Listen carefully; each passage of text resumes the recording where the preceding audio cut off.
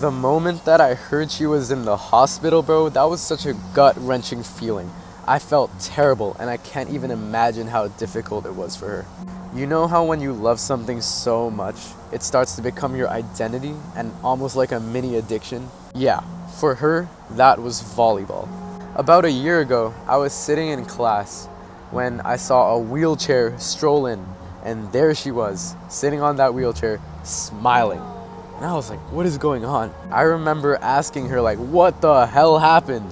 And she had just torn her ACL playing volleyball. She would never run or jump the same, and she needed surgery. So you can imagine my surprise when I saw her so steady, so joyful. She wasn't rejoicing by any means and laughing, but she was okay. She was still living her normal life, having a few laughs here and there. She wasn't like sulking and crying, and that was incredible for me to watch. She just stayed positive, focused on her recovery one step at a time. With volleyball meaning so much to her and not being able to play for a good part of the year and having to miss the school volleyball season, man, the amount of mental strength that takes to let go of the things you can't control, I haven't seen such mental fortitude really in anyone else my age. And as the school year went on, she got surgery and she began to heal, she began to get better. Eventually she could start walking and going upstairs and then jumping, and slowly but surely she made her way back. Her hard work had finally paid off, and the next volleyball season rolls around.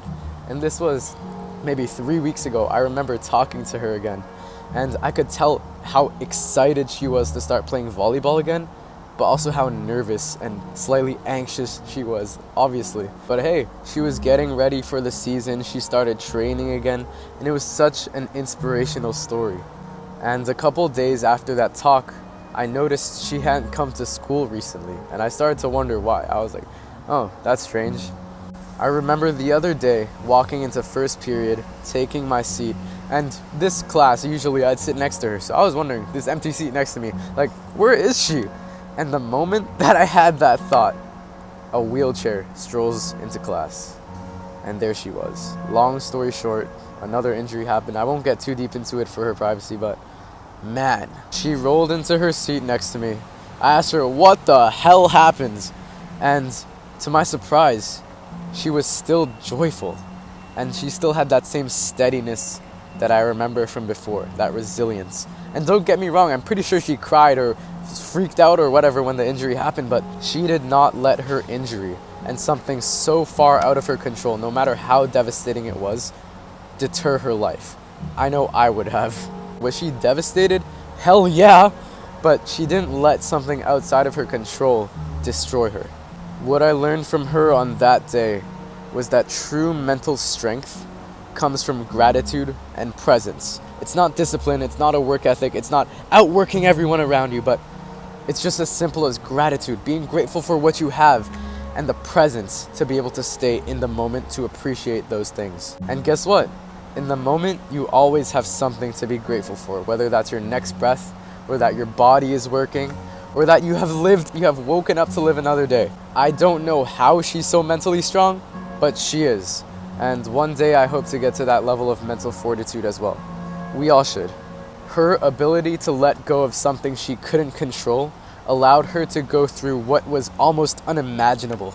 2 injuries? What? To have this happen twice was diabolical, but this was true strength. And honestly, I have not seen it in a person my age more than this. And it was crazy to just watch firsthand. She doesn't know this. She doesn't know, like, I'm thinking like, oh wow, what great mental toughness. She's just living her life. But I asked her if I could make a video and try to inspire people. She said yeah. And so, what's up? She really taught me to be grateful for everything that I already have and haven't lost. Working arms, and just being alive. You gotta be grateful even if all you have to be grateful for is just being alive. Because guess what? Some people don't even have that. Some people would pay everything, would give anything to have one more day. And guess what? One more day is exactly what you've been blessed with when you woke up this morning. Ground yourself in the present moment. Be where your feet are. Have the presence to enjoy everything that you are grateful for. Remember, the present is a gift. Whatever Master Oogway said, I forgot the quote. If you want to hear more from a 17-year-old trying to figure out life, subscribe. It's a win-win for both of us. And as always, get after it.